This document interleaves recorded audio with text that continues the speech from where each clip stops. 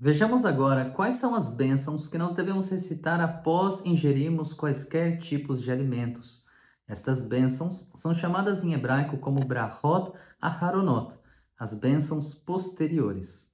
A primeira delas, na ordem de importância, é Birkat Hamazon. Esta bênção é recitada após ingerirmos no mínimo 27 gramas de pão. Em uma refeição com pão, a Birkat Hamazon inclui todos os outros alimentos, o arroz, o feijão, carnes, saladas, inclusive sobremesa e também o vinho, não sendo necessário recitar a bênção posterior destes alimentos também. A segunda na ordem de importância é a chamada Me'en Shalosh. Esta bênção tem três categorias. A primeira delas é chamada Aula Mihriah, que nós devemos recitar após ingerirmos bolos, biscoitos ou macarrão. A segunda é chamada Al Agefen, que nós devemos recitar após ingerir no mínimo 86 ml de vinho. E a terceira é chamada Al Haetz, que nós devemos recitar após ingerir uma das 5 espécies pelas quais a terra de Israel é louvada, isso em relação às frutas. Seguindo a ordem de prioridade, a próxima é chamada de Boré Nefashot. Esta brahá deve ser recitada após ingerirmos menos do que 86 ml de vinho ou quaisquer alimentos cuja bênção anterior é Sheakol, ou seja, líquidos gerais como refrigerantes, água ou frutos da terra ou quaisquer frutas que não sejam aquelas das 5 espécies de frutas pelas quais a terra de Israel é louvada. Sobre todos estes alimentos, a bênção posterior é Boré Nefashot. Vejamos agora algumas regras gerais sobre as bênçãos posteriores.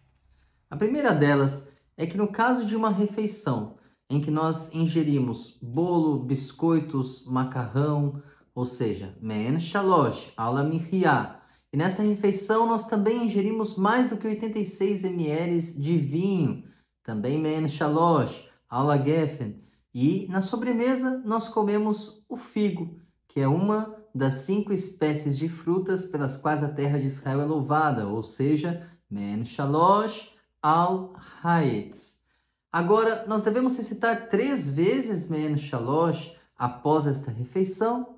A lei judaica diz que não, que nós devemos recitar apenas uma vez e na mesma bênção incluir estas 3 categorias. E ficaria assim: Baruch atah Hashem Elokeinu melech haolam, Aula Mihriah ve'al kalkala, Aula Gefen ve'al pri Gefen, Al Haetz ve'al pri Haetz. E no término desta brahá, nós incluímos igualmente estes 3 itens. E se aconteceu que a pessoa ingeriu, por exemplo, manga ou maçãs, peras e recitou Men Shalosh Al Haetz sobre esta fruta que não pertence à categoria das 5 espécies de frutas especiais, então esta bênção é válida. Isso a posteriori, ou seja, bediavad. Porém, leat hilá, a priori, a pessoa deve recitar a bênção correspondente a esta fruta, que é a bênção de Boré Nefashot, recitada após ingerirmos quaisquer frutas que não pertencem à categoria das 5 espécies especiais pelas quais a terra de Israel é louvada na sagrada Torá. Porém, se alguém recitar por engano Men Shalosh sobre essas outras espécies, é considerado uma bênção válida. Em uma refeição onde ela ingeriu mais do que 27 gramas de uma das 5 espécies e ingeriu mais do que 27 gramas de qualquer outra fruta, ela deve recitar Me'en Shalosh Al Haetz somente, e isso incluirá também a outra fruta. No caso da pessoa ingerir mais do que 27 gramas de quaisquer uma das 5 espécies e ingerir quaisquer frutos da terra, ela deve recitar 2 bênçãos posteriores. Men Shalosh Al Haetz em relação ao fruto das 5 espécies e a bênção Boré Nefashot em relação ao fruto da terra. Agora vamos imaginar que você está em um jantar de gala, em um lugar muito especial, e você tem nesta mesma refeição as 5 espécies de frutas pelas quais a terra de Israel é louvada e também salmão, cuja bênção anterior é Sheakol. Qual é a bênção posterior desta refeição? Então aqui são 2 bênçãos. Primeiramente, você deve recitar Me'en Shalosh al Haetz, sobre as 5 espécies de frutas especiais, e posteriormente Boré Nefashot, sobre o salmão que você ingeriu.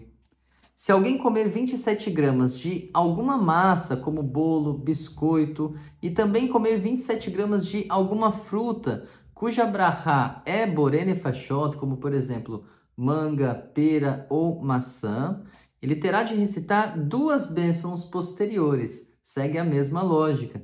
A pessoa deve recitar Me'en Shalosh al Mirhiah, sobre o bolo, as massas, e deve recitar Boré Nefashot, sobre a manga, a pera ou a maçã e etc. Se alguém comer 27 gramas de alguma massa, como bolo, biscoito, e também beber 86 ml de algum líquido, ou comer 27 gramas de algum alimento cuja bênção posterior, a Brahá Aharoná, é Boré Nefashot, então a pessoa deve fazer 2 bênçãos posteriores. Primeiramente, Me'en Shalosh al Mirhiah, sobre o bolo, as massas, e depois Boré Nefashot. Agora alguns exemplos com o vinho.